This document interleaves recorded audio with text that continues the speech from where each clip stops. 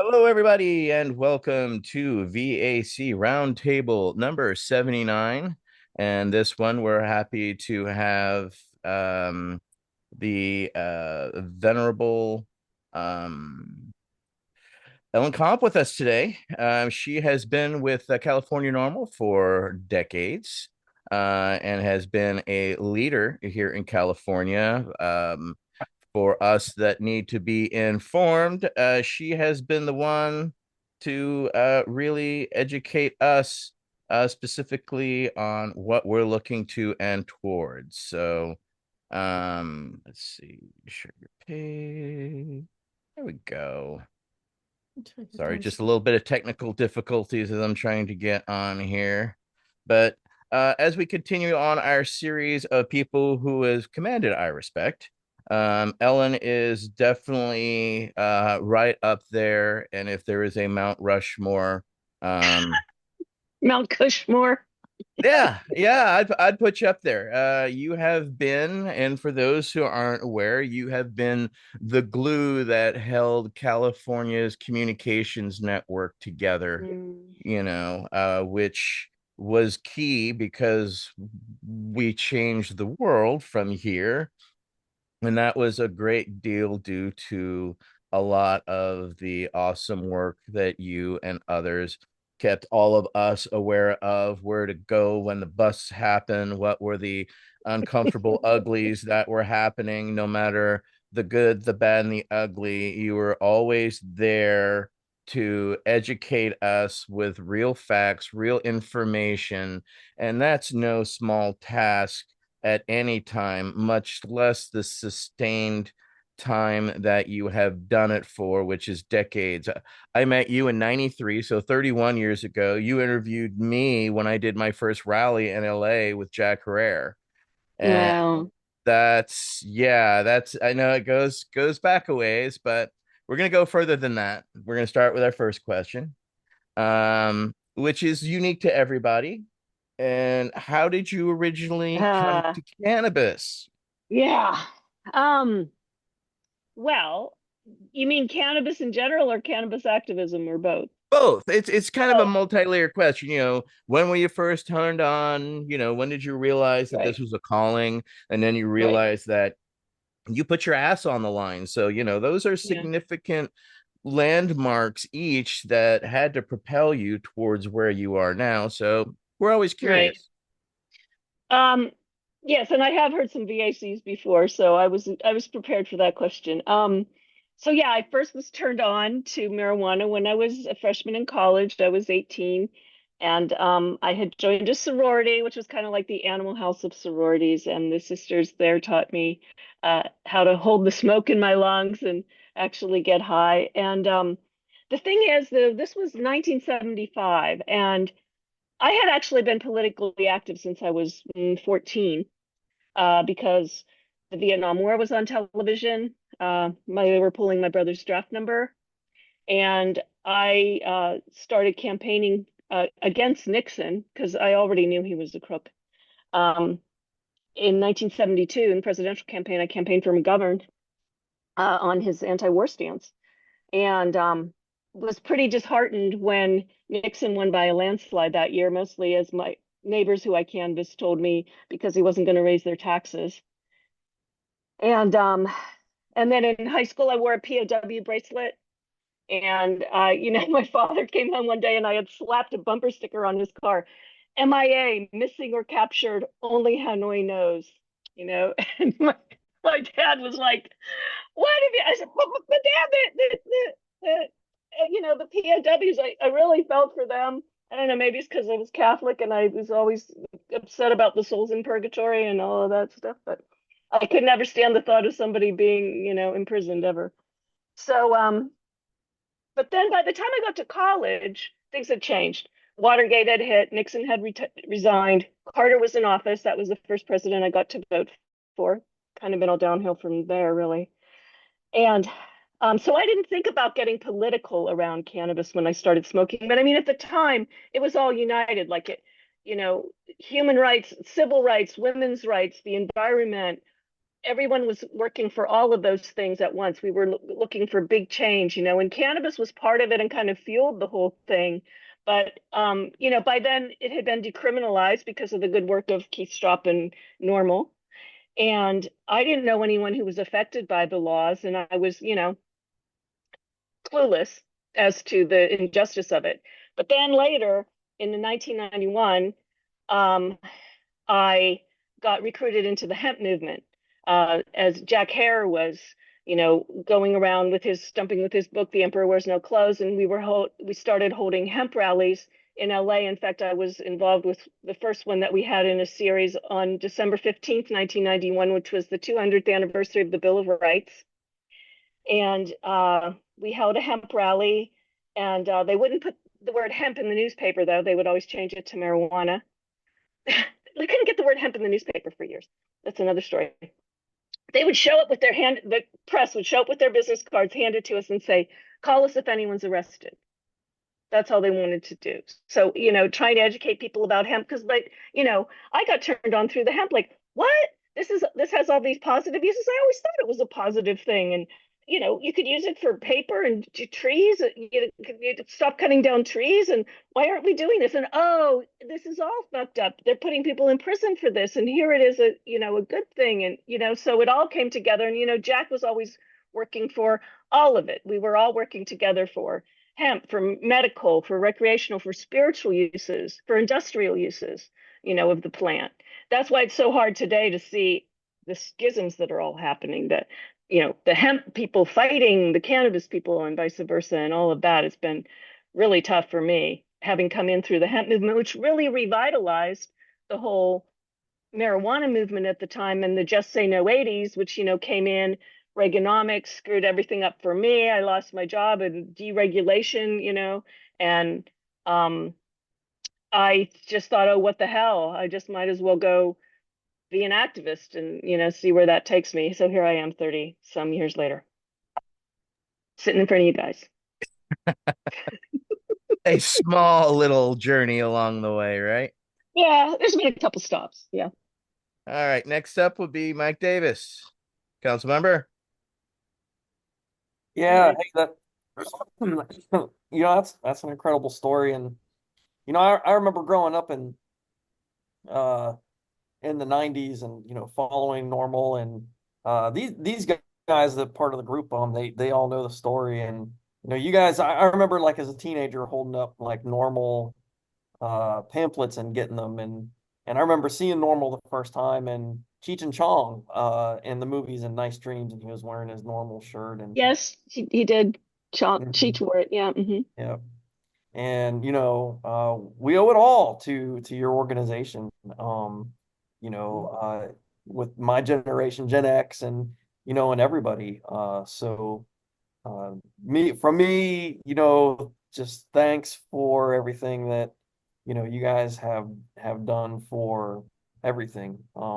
And that inspired me, and that's why um one of the big reasons why I'm now a cannabis activist myself, and reached out to ETN about a year ago when we first met at the fair. Um, but my question is, how does your background in biochemistry and your experience in advertising and publishing influence the work that you've done in cannabis activism? Wow. I mean, I wasn't much of a biochemist. I figured out about halfway through college that I wanted to do something else, but I finished it up because I wanted to be scientifically literate. And I think that has helped me because, a big part of what Normal does is we really thoroughly read all the studies that come out about it. Paul Ermentano is really the main one who does that, deputy director of our national office. And because, from the beginning, there's been so much misinformation about marijuana, and it's, been so hard to study in any positive way and all of that. And so I am able to, read the odd scientific study and stuff. Like Paul will always copy me on stuff that's about, like, maternal use and things like that, which has, been a big issue that's coming up again and again. Um, and so, had there been more research into drugs and things, I might have, continued my studies in biochemistry at the time, but it didn't occur to me. I was really more interested in other things at that point. It's just science was just like my background. As far as advertising and publishing, I've used those a great deal. Because starting with Jack, working with Jack, I was an editor on his book, the ninth edition, and started working with him, at his tables in Venice and also in Colorado and elsewhere, petitioning and just educating people about hemp. We did it because, like I said, we couldn't get it in the newspaper. We educated people one by one about hemp, and you just watch the little light bulbs go off in people's heads, and they'd be like, well, how do you make a shirt out of bud? And I would be like, it's the stalk of the plant. It grows. It's a plant. It doesn't just like show up in a baggie. Um, and it was really, really beautiful time to be working in communications. ATN introduced me that way, and that's really kind of how I've seen my role as education and working with Jack. His big thing was if people just know about hemp, then they're going to vote our way, and I think more and more that's true. So, and then I spun off. So the section of Jack's book was famous people who smoked pot, like Louis Armstrong and stuff like that. And I found like when I told people about that really changed their mind because they're like, oh, well, I admire Louis Armstrong, and here's someone who's contributed to our society, and he's a big pot smoker. Yeah, he was. So I started this website in 2002, veryimportantpotheads.com, where I started really like reading biographies and autobiographies and like nailing down people who had a connection. Bruce Lee is one, actually. I see him behind your thing. I just posted to somebody because they just named a street in Oakland for Bruce Lee. And I had done a blog post about him called How Green is the Green Dragon? Was it the Green Dragon? The Green Hornet he was. And he was a fan. And so people like that, I look for the unusual people even, like that, you wouldn't think of Bing Crosby or people like that, if I had been able to tell my parents about that, they might have been able to get them to smoke with me. And then I spun that off into my Token Women book and website blog, really, because I was particularly interested as a woman if a famous person I uncovered who had a connection to cannabis was also a woman. And so that has all, and I published a book, and I had done some work in publishing and things, so I was able to publish a little book about that because people were asking me for it. Women were asking me for it, when I was going up and giving presentations about it and stuff. And that was great because women didn't really feel the connection with cannabis that men did. Like a lot of times in the early days, I'd be the only woman in the room in an activist meeting, or maybe it was somebody's wife or girlfriend. And I remember Jack telling me, when I broke up with the boyfriend who got me into it, oh, you're going to lead the movement now. I've seen it happen so many times. And I was so insulted, that he would say that. And here I am 33 years later, I'm still in it. But at the time, too, like when we were going into Prop 64 in 2016, women were polling 10% less than men as far as wanting legalization. We were only about at 50%. So we really needed those women to come up and be with us. And I didn't think that women were really feeling the connection, through the bromance movies and stuff, Cheech and Chong and all of those, Seth Rogen and all of those guys. We really didn't have the representation or the historical background that, or the historical, as I call it, background that we required. And so I started doing these presentations and spun it off into a book about. The subtitle of my book, Token Women, is a 4,000-year history of women in marijuana, starting with like the ancient goddesses and going up to today.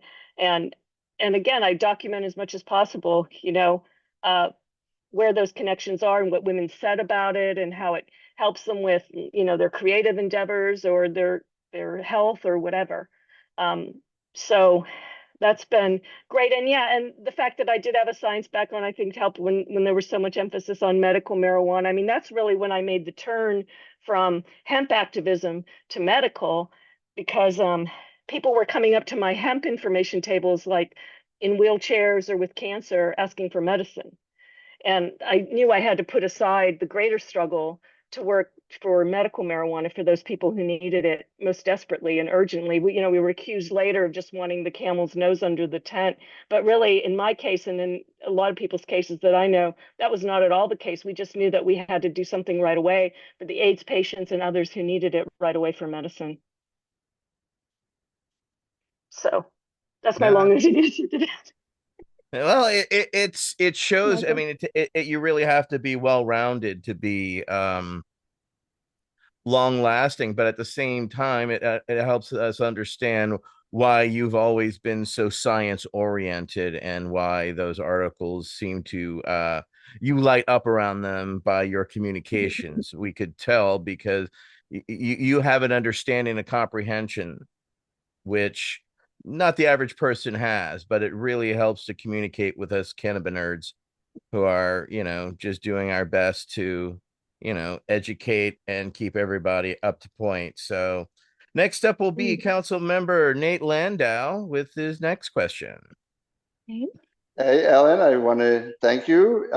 When I did my first state lobby day in 2019, you were Mhm. so welcoming and showing me the ropes, and you really got me on a path that I'm so fortunate. So I just want to thank you so much for your decades of service, and no matter how long you've been doing it, you still have the patience to explain to newbies like me. So, you're a saint in my eyes. So I just want Oh, to give you thanks from the bottom of my heart. yeah. And my question to you is, can you tell us how the chemical composition / impact of natural cannabis differs from synthetic cannabinoids? Thank you. Wow.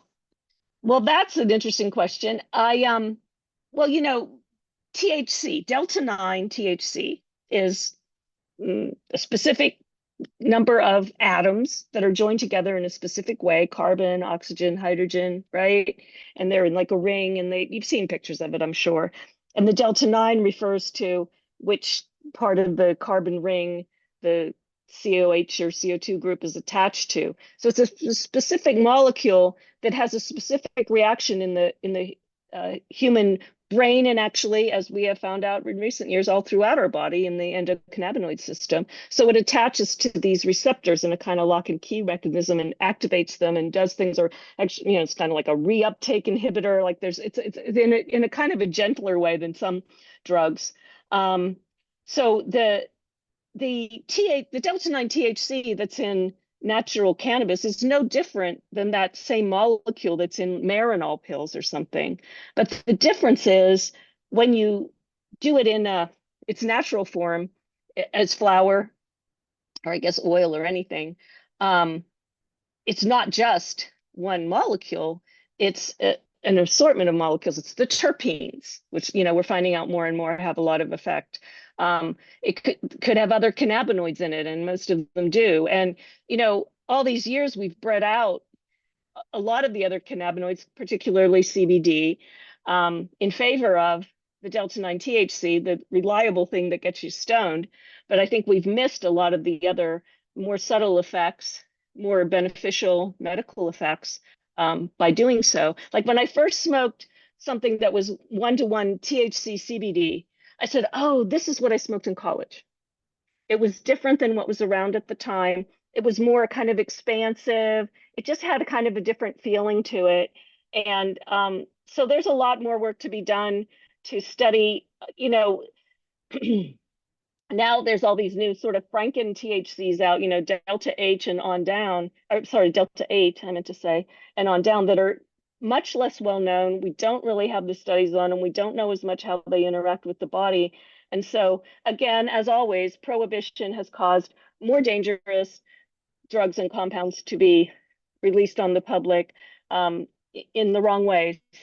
And whereas Delta 9 THC, for thousands of years, we pretty much know its safety profile, which is, it's never killed anyone.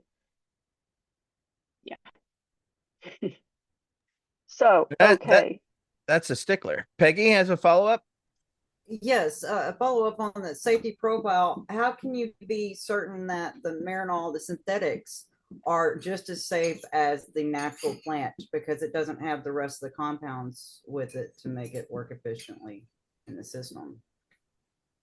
I mean, we don't know that it is. I mean, because it's FDA approved, it had to go through the FDA approval studies, which, for what that's worth. But the sort of entourage effect of the different terpenes and cannabinoids that I think you and I feel. I mean, Marinol is not a popular drug. I know people who've tried it. No one really likes it. Yeah. because it doesn't have the, it just, I don't, it's missing, the way that nature intended it is generally the best for me when it comes to food or medicine or anything. And so, yeah, it was hard when Marinol came in. They tried to sort of subvert the medical marijuana movement by saying, well, but we have this Marinol and you don't need the cannabis. And we had to continue to fight for, oh no, we need the cannabis. We want to be able to grow it in the plant. And, we have every right to do that. And Marinol kind of sucks. So that I didn't really fight that battle, like Robert Randall and Alice O'Leary and those people really fought that battle to make sure that they didn't just undermine really the cannabis medical marijuana movement by bringing in Marinol, like the magic pill that was going to be the answer. It really is not. Yeah. I can personally testify to that as a Marinol user. Yeah, not a fan. Prefer the ensemble effect for sure. Michael Crowitz has a follow-up. Yeah, it's great to see you, Ellen. Thank you for joining us. Michael, yeah, you too. I think we had a little bit of a conversation over the last few days in our work meetings about THC and Marinol, et cetera. And over the years, most of the conversation has been, A, about the fact that it's just THC, like you pointed out, and B, the fact that it was very expensive, right? And then finally, synthetic and made by a big corporation, which I've always figured that's why, the cannabis movement really hasn't used it more as a talking point. How can marijuana be more dangerous if it's 20% THC over 10% THC when 100% THC is perfectly fine and FDA approved? Kind of talking point. You know what I mean? So, but in the last day, we came up with I think a new question. Peggy actually came up with this, and basically it just calls for a hypothesis or a guess or thought, and that is if I were to string up maybe string up isn't the right word. If I was to connect, 50, hardcore cannabis consumers and have them do a blind taste, and 25 of them had synthetic THC distillate, and the other one had plant-based THC distillate or extract, or purified, absolutely purified form. Could they tell a difference? Could the two groups actually tell the difference? Would they like one more than the other? I mean, it's just a really esoteric question about THC, I guess. And we don't really like THC all by itself that much anyway. But I just wondered what you thought, if people could tell the difference, if there was some, like, it goes back to another version of Peggy's question, really, about the real sort of energy, kind of question about this substance. Well, I mean, if it was totally pure distillate and one was synthetic THC and the other was not, I don't know if you could tell the difference. But the thing is that when you start with the plant, there's just so many other factors that are wonderful and beautiful that you're not going to get in the pill. I mean, that's been part of our problem. The FDA has never approved anything but a single molecule as a medicine. And that's why a lot of people were arguing for like a whole new category for cannabis, as far as the scheduling goes. I mean, I think the whole scheduling thing should go, because that was Nixon's bullshit anyway. But that the DEA is in charge is bullshit anyway.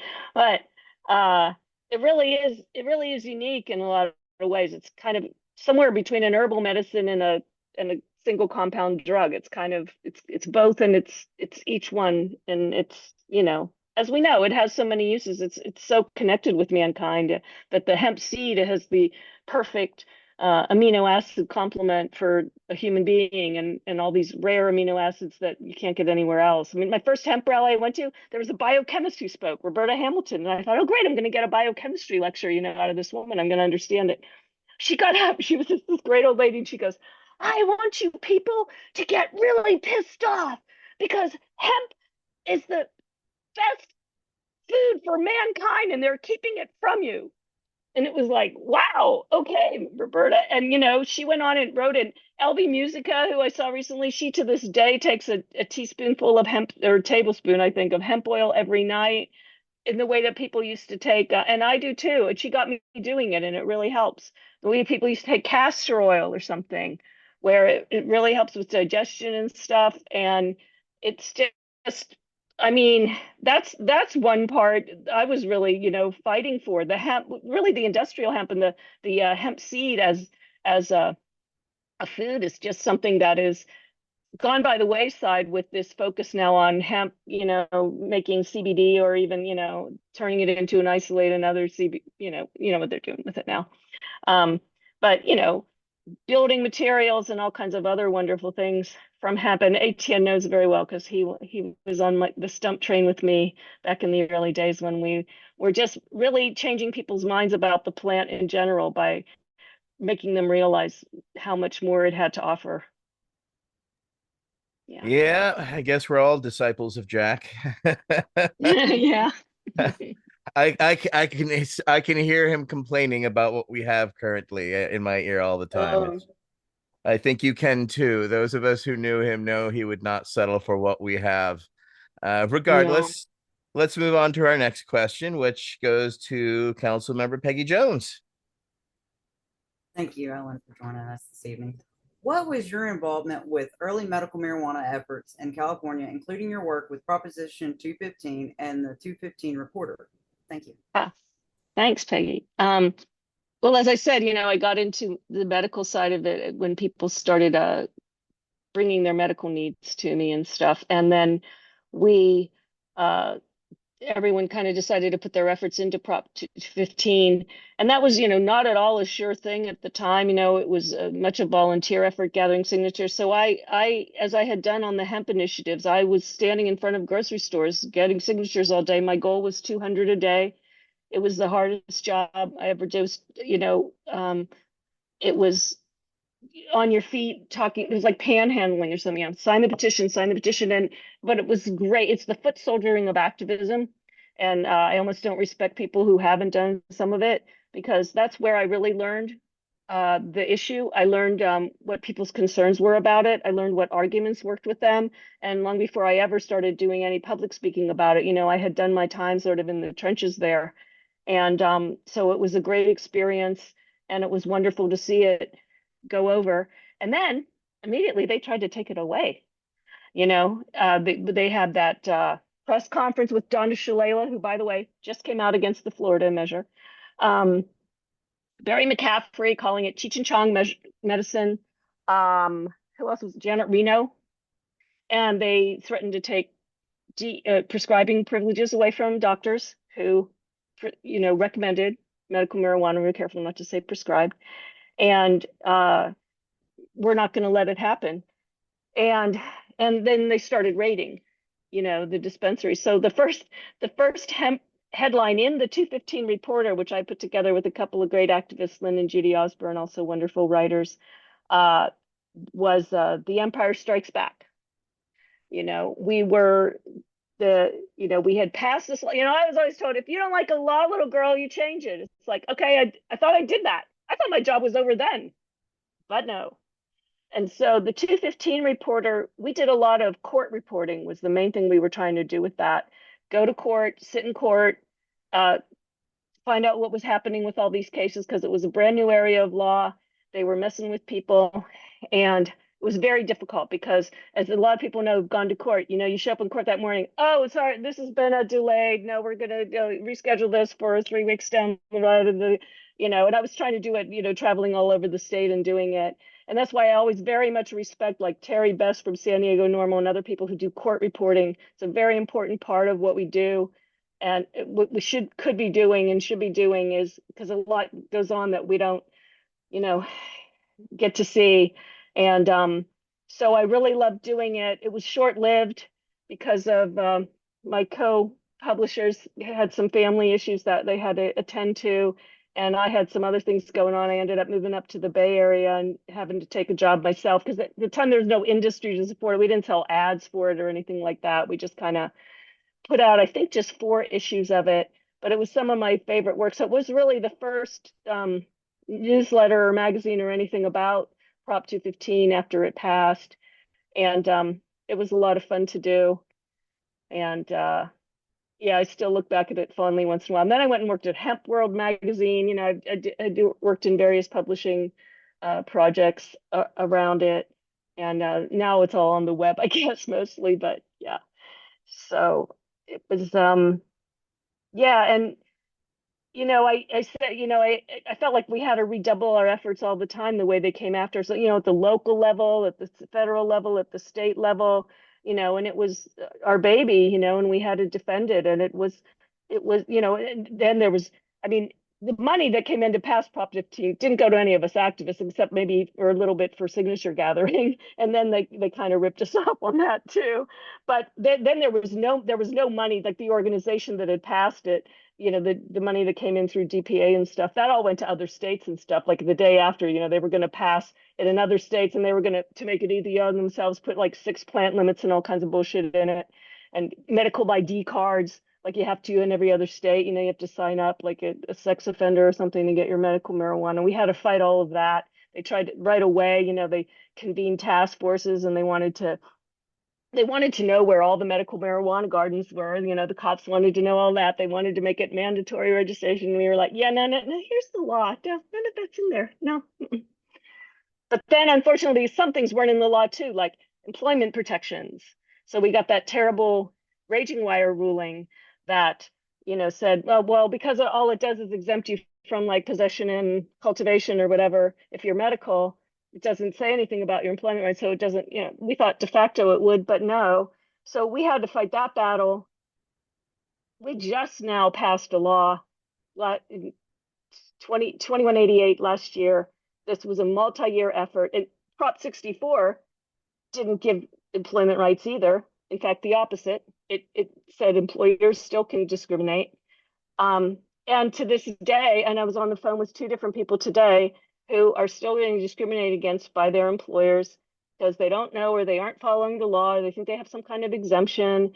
But this California Civil Rights Department, I just heard today, has decided to take up, I think one of those cases has decided that the employer was out. So we put the law in the FEHA code, Fair Employment and Housing, and that means that the California Civil Rights Department is required to follow up on any complaints about it. And so we are advising people to do that, and hoping that, employers will start figuring out, doesn't make any sense to test people for cannabis, and it's illegal to discriminate against them now based on the inactive metabolites of cannabis, like in urine and hair tests, which were the worst, the one that we really wanted to get rid of. And so that's um, that's something that has just been ongoing ever since, like I said, I thought, well, he'll just leave us alone now. We passed this law, we're medical, we're cool. But there's so many different ways that they can still interfere with your rights, especially with the federal law the way it is. Yeah. Thank you for that. A lot of Yeah. depths, a lot of layers to this onion. People don't realize the the depth of social justice work that's required to keep them properly informed. It's really takes, a concerted effort, and it takes very dedicated people who care, as we in the military say, have fucks to give. Um, Yeah. and yeah, thank you for giving a fuck for generations. We appreciate it. It's like Next. Jon Stewart said when he came in to the Daily Show again. He says, activism is a lunch pail job they have to do every day. And even when you change the law, you have to keep fighting to make it stick. Like, yeah, he knew. Yep, that's exactly what it is. That's because he's a real activist too. He's not just lip service. He actually goes Yeah. and testifies and puts his Mhm. body and his voice on the line for worthy causes. And of course, one of them was the veterans. So we always appreciate those who do support that, as well as your support. You have been a supporter of veterans and veterans issues, and we veterans owe a thanks to you, and we would like to extend a thanks to you for keeping us informed, as well as being such a friendly ally. We appreciate them more than Mhm. realize. And unfortunately, people get hit with friendly fire just for trying to help out, us veterans. But thank you for your persistence, your hard work there. I know what you mean there. Yep. Next up for their next question is Michael Crowitz.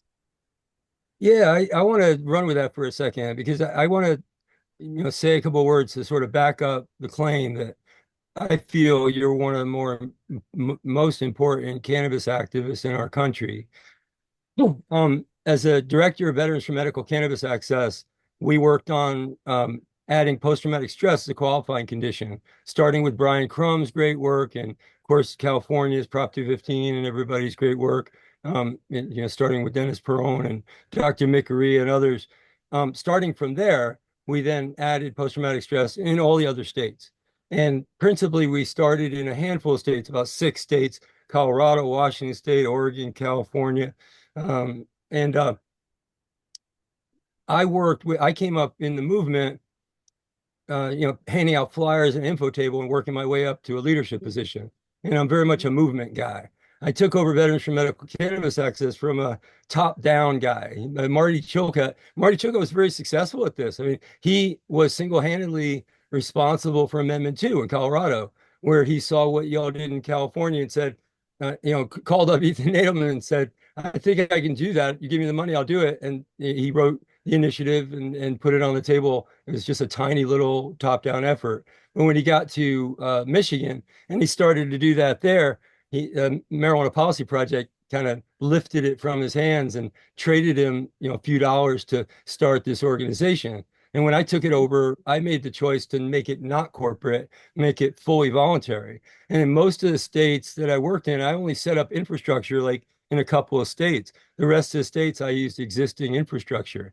And being able to back my work both in that project, but also in the one of the most significant fights that we had, where we had a rogue mid-level manager. And when I say mid-level, I'm talking about somebody that was in charge of millions of veterans in Southern California and Yeah. Nevada area. And that rogue administrator you helped me handle quite well. And I was the veterans advocate, you were the California advocate. We were seamless in our approach. And I do consider you.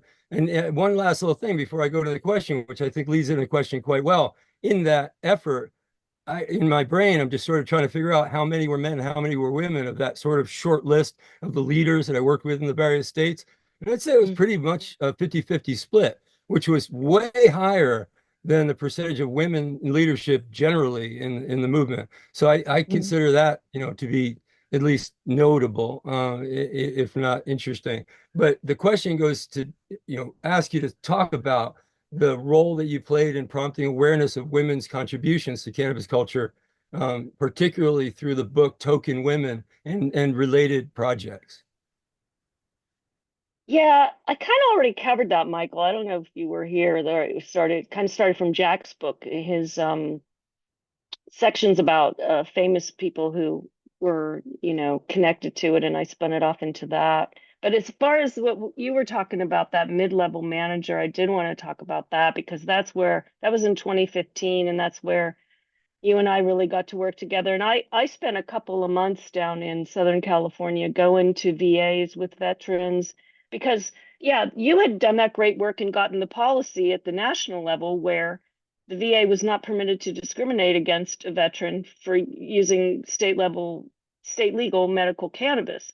But this mid-level manager, who was neither a veteran nor a doctor, as I recall, put out a memo and decided, no, you weren't going to get your opiates, you weren't going to get what you needed if you used medical cannabis. And it was in direct conflict with that. And nonetheless, it took a couple of months at least.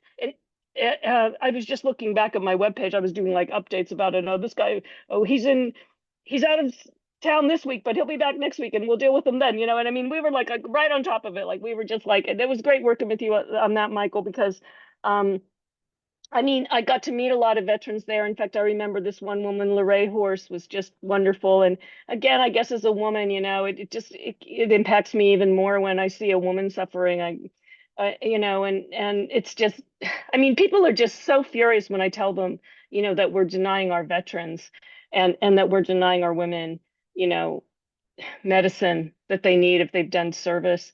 I mean, it's just something that we can really all be on the same page on.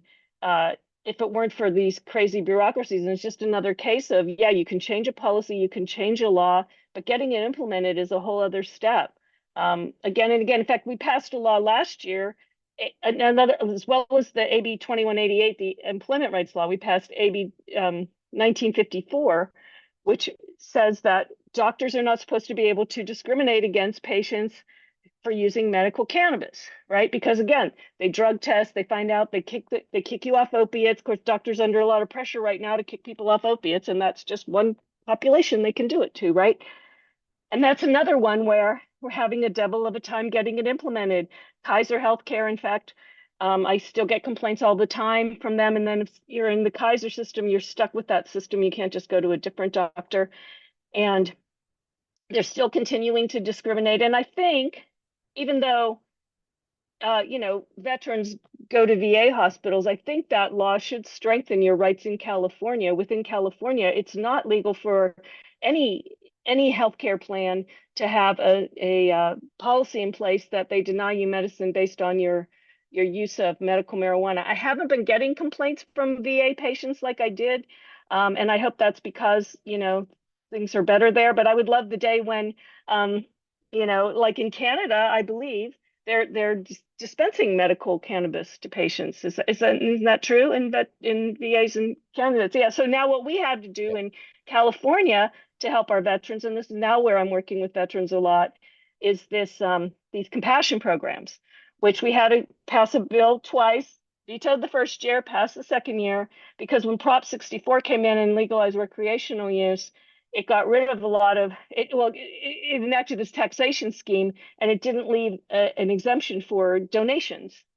And so people that couldn't afford to give away donated cannabis to people in need because they had to pay tax on it. So we had to pass a law to take out that tax. And then we got it passed, but only with a 5-year sunset. So this year we had to go back and get the law renewed. And ATN was one, and Nate, who came up to Sacramento with us, and we worked on that law. We got it through 4 fiscal committees, and also, the floor votes. And we're waiting on our, Gavin only has 3 more days to sign that bill. We haven't really had, the budget people, objected, but not too strenuously to it because it will possibly cost some money. But they did understand, and they really put it in their analysis, that this was like a but-for tax, they called it, not B-U-T-T, but B-U-T-F-O-R tax. So this is because we were saying you're really not losing tax income, because this report that you have is saying, if these products have been sold in the dispensary at dispensary prices, they would have generated this much tax. But the problem is that the people that were giving this medicine to, they couldn't have afforded to buy it at dispensary prices in the first place. And so you're not really missing out on any tax. So they understood that and put that in so we had to work with, the committee members, the analysts for the committees. It's a very complicated process. And then you got to do it all over again in the next house. And but we got it through, and with a lot of help of great people. And I want to give a shout out to the memory of one who came to testify. I'm so upset about it that I'm blanking. The woman who passed away this week, who came and testified. ATN, you know who that is? Sandra. Sandra. Yeah. Sandra. Came and testified. She was a veteran who came and testified on, and we just got the sad news that she passed away this week. So I put out another push for it this week. So we got to do this for Sandra. We got to get this passed. So I very much hope that we're gonna have that bill, that we're gonna have that renewed, and we're gonna be able to continue to help veterans. But it's really just a stopgap. In the end, the federal government should be providing it as medicine, like they provide every other medicine, and getting vets off more dangerous drugs that so many of them are on. And we're still seeing the huge number of veteran suicides and everything. That's the dog tag I wear now, is the 22 that Sue Sisley gave me, about the 22 suicides a day that were happening in veterans. I mean, it's unconscionable. So anyway, you have your hand up, Michael. Yeah. I wanted to say a word or two about the whole idea of kicking someone out of treatment, for a drug test, quote, violation of a pain contract or violation of drug testing, urine testing, and be kicked out of treatment, most especially, like you said, pain management, getting kicked off your opiates. And 2 things about that. One is, the fight that I had inside the VA, which was right at about 10 years, that led to the VA policy that you were talking about. The reason they only it wasn't all 10 years inside the VA. I started that fight outside the VA, but I felt like it was almost impossible to fight that fight because doctors had so much latitude on how they should act, in the free world, in the real, regular world, where I felt like doctors inside the VA would be constrained more by the Constitution. I was Mm. wrong, Huh, but it turned interesting. out that it did actually work. The work that I worked through the VA did finally, with a little bit of luck and a little bit of wind and a little bit of our movement infrastructure, did lead to a cannabis policy in the VA. But I just want to say, that right now the consequences of this drug testing are death or suffering. If you stick with your doctor and quit the cannabis, then you don't have as effective treatment. If you leave the doctor with your cannabis and go to the street, those are the people that are dying from fentanyl, that are feeding, like, I think it's 100,000 a Right, year right now. It's right. the biggest death in certain age groups, in demographics. It's unbelievable. And that's Yeah. why it's not, they may have become addicted to their OxyContin or whatever, but they're not dying from the OxyContin. There's a break Hmm. in that story, and the break in the story is exactly what we're talking about, where you get kicked out of treatment, or you overgrow their ability to give you the pills or whatever, and you wind up on the Hmm. street. And that's where Hmm. people are dying. And I think that in the end, what really needs to happen to make sure that these drug testing doesn't, wind up getting worse, even from this point on, would be the medical boards getting involved. And I've seen that for several years, 10, 15 years now, that if especially the national group of medical boards would come out with some language. But you got to understand, when I started, most doctors thought it was federal edict to do it. They thought the federal government wanted them to kick people out, weed them out, no pun Yeah, intended, right, out of right. so getting the VA policy was really important because it showed that, hey, if the VA, a federal government entity, isn't doing it, then obviously you don't have to either, was sort of my logic, in the success there. And So that anyway, I just want to let in. that policy and that argument really helped us get AB 1954 passed because we were able to say, look, the VA's doing it, so, and hopefully, and the younger doctors, they get it more, it's kind of the old guard that, is just really resisting it. And and there aren't a lot of studies on dosage and how, doctors aren't taught about it in the same way they are about other drugs. And like we were talking earlier, it's not just a single molecule in the whole plant, and there's a subtlety to it and stuff that, it's just not that kind of lockstep, rigid kind of education that doctors get about drugs and things. And so it's part of a big sea change, but I've always seen cannabis reform as part of a greater change in society overall. And I can't wait for some of those other changes to come and find more time to work on those. So yeah. Step by step, inch by inch. Well, our next question you kind of answered, but I kind of want you to go deeper. It's how has Okay. your activism evolved over the years from your early involvement from CA NORML and then the Lynn Smith Center to your current leadership role in California NORML? I mean, you really started, kind of at the fryers there at McDonald's, and worked your way all the way up to ownership. You know what I'm Except saying? I wasn't paid minimum wage. I was paid nothing for Well, most of that, the but that's important for people to know is that a lot of our early activism, we volunteered. There was no Yeah. payment for. We felt compelled. The social justice issues, the injustices were payment enough for us to work toward righting them. Correct? Yeah, it cost us money, like for Xeroxing and things, like my record was passing out 4,500 flyers in one afternoon, but I had to pay to Xerox them, But four up though, so you could cut them, like 4 a month. So yeah, LA Normal, I was a volunteer. I was doing all kinds of other things. I was working also for Hemp and for Jack and working for Jerry Brown for president, and I was just doing everything I could. And they let me, sit there with a desk and a phone some at LA Normal. And I tried to fundraise, but I was lousy at it. Timothy Leary was going to come to an event, but then he flaked out last minute. But I think we made $500 on that one. Um, And then I did land a job at the Lyndon Smith Center in San Francisco. So that was the George Soros funded event, or entity that became the Drug Policy Alliance. And that was, so I did get paid for a time there doing that. Not the kind of money it takes to live in San Francisco, but I did get some payment there. And that was great as far as, medical marijuana was getting more and more solidified. I would, plan, educational events, and worked with a lot of great people who were working on like some of these deeper policies. Like I got involved in heroin overdose actually because I was at a conference and some woman stood up and she had lost her kid to a heroin overdose, and that his friends had driven him around for an hour, um, afraid to take him to the emergency room, and where Narcan could have saved him. And this is before people really knew about Narcan. So I was involved in the early trying to get Narcan known about out there.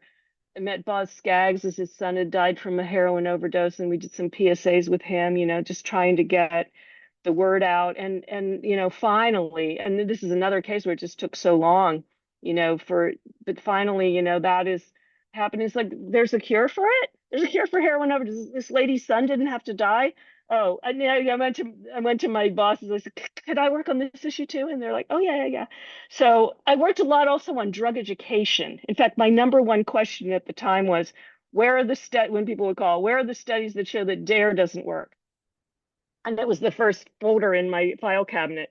I mean, because there were a lot of studies showing not only did DARE not work, it made it worse.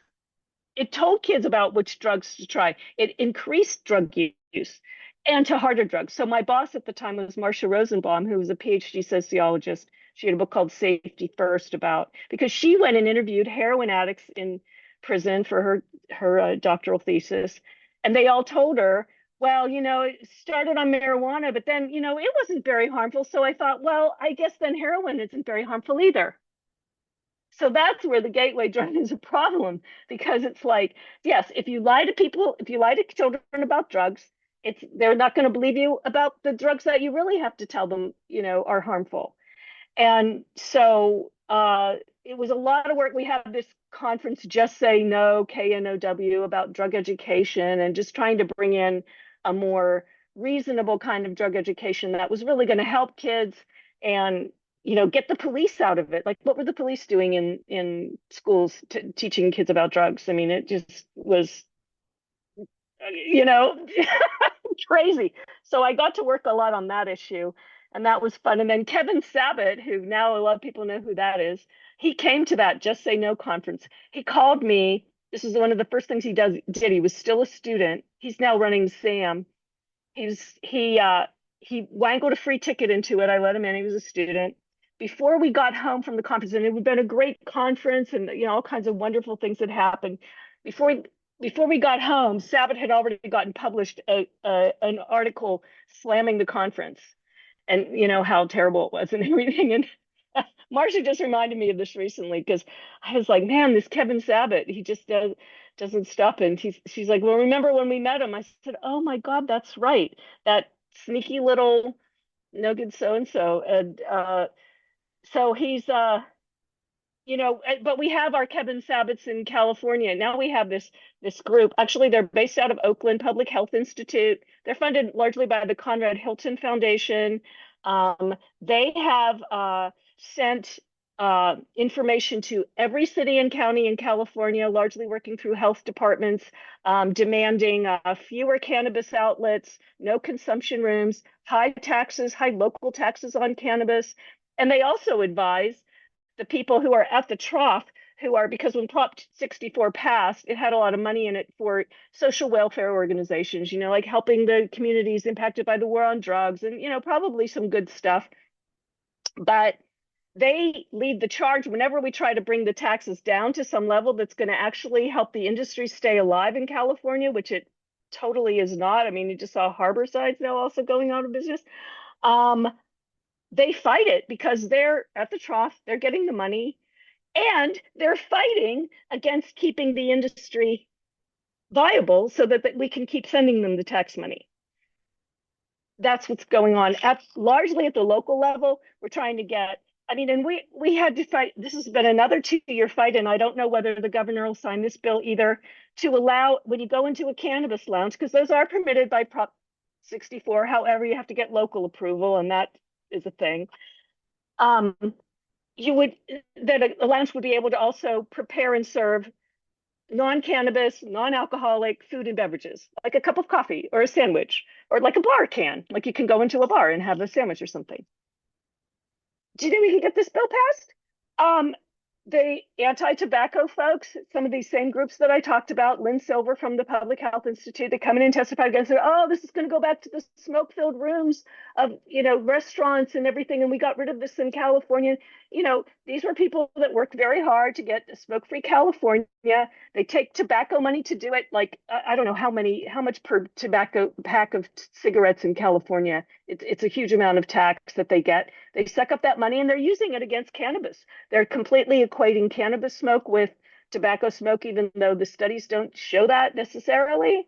But we can't even really have that conversation because there's just this lockstep anti-smoking type thing going on in the legislature and with the governor. And that's why he vetoed it last year. He said he was concerned about the effect of secondhand smoke on restaurant workers. And we put in all kinds of protections this year. We worked with the UFCW, the United Food and Commercial Workers, who organize cannabis workers and also restaurant workers, for some protections, separation between areas, and they can wear a mask if they want to. I mean, so whether that's going to be enough to have Gavin sign this bill in support of not only the cannabis industry, but the social aspect of cannabis. I mean, ATN, you remember back in the old days of BPG where you could just go and sit and smoke it. Now you go into a cannabis store, it's like going to a bank. You stand in line, you get your thing, you go home, and if you're lucky enough, if your landlord lets you smoke it at your, apartment, you can smoke it there. But it's just anathema to the whole community and socialization that is such a big part of what cannabis is and what our culture is.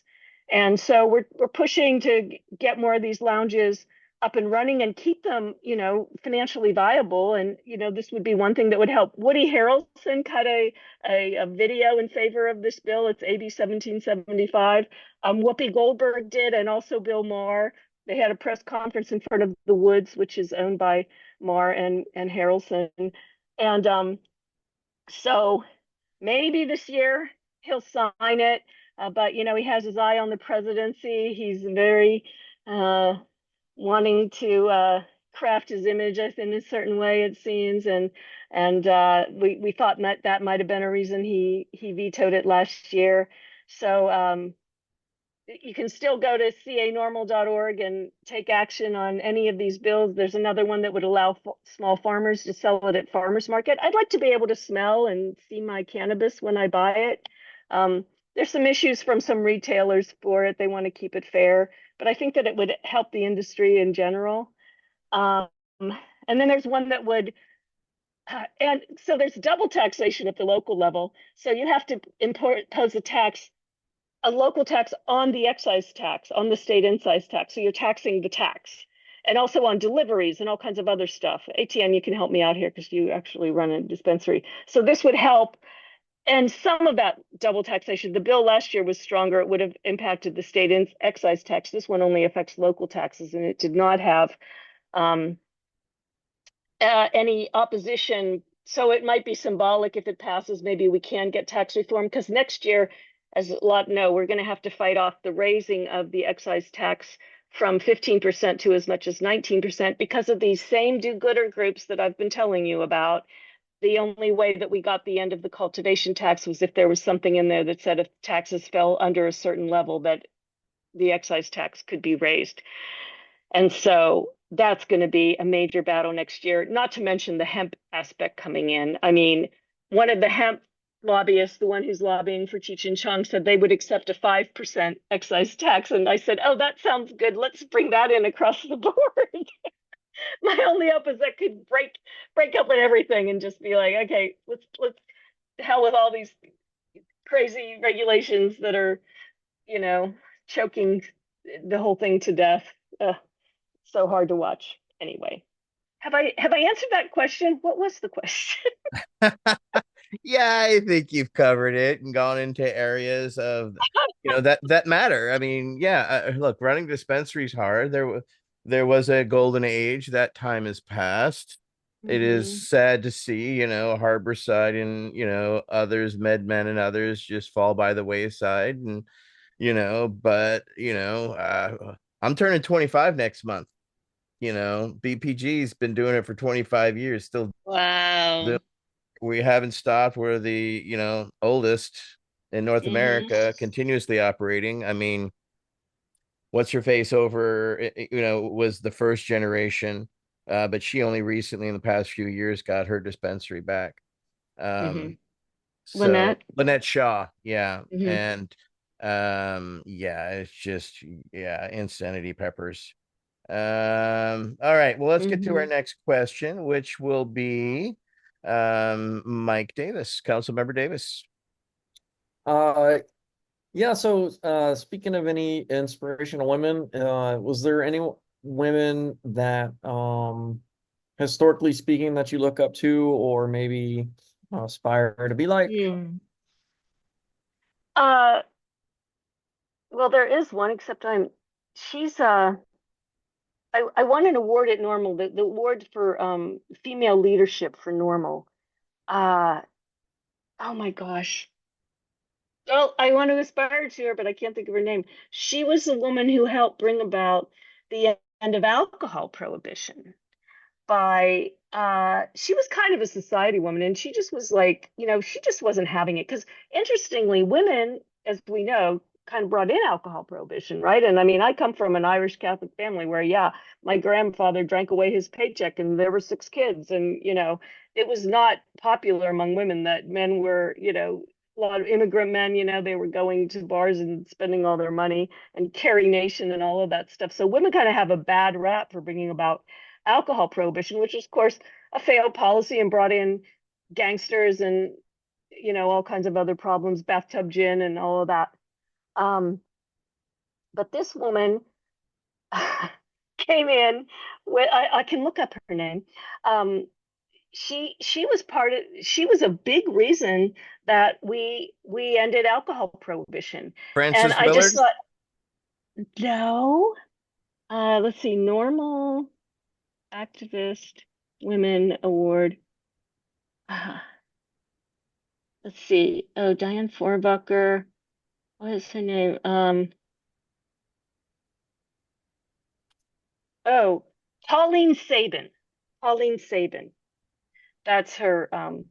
In fact, I had to tell someone put her on a list of famous cannabis activists. I'm like, no, she wasn't a cannabis activist, but she was just someone who, was able to bring together the right people at the right time, and there wasn't really anything in it for her except that she just wanted to end alcohol prohibition, and she was a big reason. So that, yeah, they named the award at Normal for her, and she is someone I definitely admire and would like to be like. Well, you're your own inspiration to us, so just saying. Yeah. Next up will be Council Member Wade Laughter. Council Member Laughter. Thank you, Ken. And I would apologize to all of you for my tardy arrival. It's been a busy full day here. I'm particularly excited, Ellen, that you're here today. You are an inspiring woman in my life and work. I've met you several times. Monica, my wife and partner, asked me to especially call you out for the kind gift of the button you sent us. And Uh, yeah, I wear it. uh, So anyway, that being said, I love this question. You kind of answered it already in some of the things you shared since I got on the call. But if you had a magic wand, what's going on in the cannabis market today, everything from the challenges for the cultivators to the hemp thing to, yeah. you understand this whole mad mess better than most. If you could wave a magic wand, what would it look like? What would you change today so that the cannabis market actually had a chance to survive and provide for patients and those who just enjoy what cannabis can do for them? Thank you, Ellen, and nice to see Thanks, you. Blade. Yeah, say hi to Monica. I'll do that. Um, um, oh shoot, that's my phone. Hang on. Pause 1 minute while I turn this off.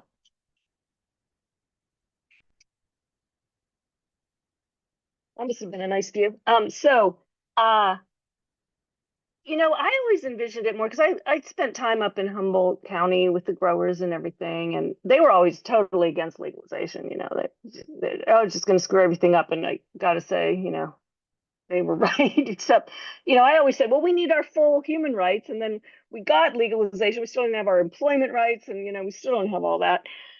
But I always envisioned it more like the wine industry, where like Humboldt would be kind of like the Napa of what Napa is to wine, where you would have, people would go by and they'd go see their farmer and they'd do a tasting and they'd, see how it's grown and, tourism and everything. And down to where, like I said, I'd like to be able to have a tasting, like go in, like we got it at the state fair this year. That was not easy. I had a bitch and moan about that, but it was really Embark and the equity folks who brought that in, and that was hugely successful. So we had both sales and consumption at the state fair. I mean, they made us go through all kinds of ring. Again, I didn't do it, but all the people, you had to go walk down this path and get to the back, and it wasn't but it was a start, and there was 10% greater attendance at the state fair, even though like most days it was triple digit figures. 10% increase in food and beverage sales. Hello, we get the munchies. And reporters were calling me, oh, what's this going to be like? I said, it's going to be great. It's, I know my people. And it was a totally mellow scene. There were no issues. People were coming to the state fair just because they were going to have cannabis this year. People who had coming out of the woodwork, who hadn't like really connected with it for a while, and the other kind of curious and stuff. I mean, we're a wonderful community, and if we can do more things to bring it together, and we can connect with the plant more, and have it taste. Yeah, so then I walk into the wine tasting area of the place, and first of all, no one's carting you at the door. It's this big huge tent. There's food inside, and I could have tasted three types of wine a day for free. It's like, okay. So even when we had the sales and consumption, you couldn't have the farmer there with like in the old days, the bag of it. Oh, how's this smell? Yeah, yeah, that's good. I'll try some of that. That looks nice and fresh.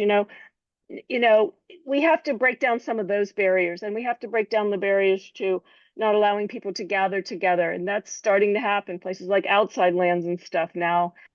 If I could afford to go to Outside Lands, I would have checked that one out too.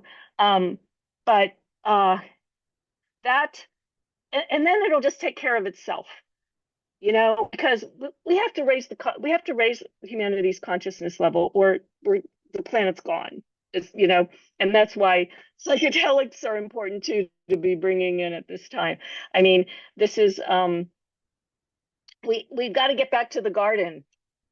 We've got to get back to the garden. So I would break down those barriers, between people and all that misunderstanding, and can't we all just get a bomb? Thank you, Ellen. That was a wonderful breath of fresh air. Thanks. No, it's what makes you the awesome Ellen that you are. And Yeah. thank you for taking the time to share with us. I hope we've been able to convey the respect that we have for you and your many years of service to this plant and continued service. You're I told Dale this, and it's the same thing. When one of the proud moments was when I was, remember the Ed Rosenthal trial. I was the first of the recalcitrant seven, and we were finally let go after all being held in contempt of court. And I remember the doors opening up and our lawyers pushing us out the door. And I just remember you and Dale's faces just beaming with these huge smiles. And as an activist, you did right when the people who you respect, your mentors, etc. That's a genuine smile. You have to pay a high price to get one of those smiles in life, and I hope nobody has to ever get that. But Mm. that smile still carries me to this day. In times of trouble, I just remember just walking through the fire. Eventually you arrive at the smiles. So Yeah. thank you for being the mentor and the smiles for us along the way to keep us in the trenches going. And you're not just a woman leader, you're a leader. That's why I Mm. don't put you on a Mount Rushmore of women. I put you up there as we state, out of respect for hard work, dedication, and who knows if you add it all up, the amount of money we've lost doing what we do. But we don't do it for the money. We do it for the change because we have the right, we have that privilege, and we have that honor. And so, in closing tonight, I want to dedicate this episode to Sandra Bacon, who passed Yeah. away this week, who was an activist that was there for all of us along the way. And may her light continue to shine in others. Unfortunately, now that it's extinguished, but it still burns bright in others' hearts that, she touched along the way. So thank you for being one of those along the way. And I want to thank everybody for joining us tonight on our V.A.C. Roundtable number 79. Thank you, Peggy Jones, Michael Davis, Michael Crowitz, Nate Landau, Wade Laughter, our guest Ellen Komp, and myself, Etienne Fontan. And thank you, everybody. And we'll be back in a couple weeks with V.A.C. number 80. Have a great rest of your night. Oh, And all right. thank you, everybody. Bye. Stop.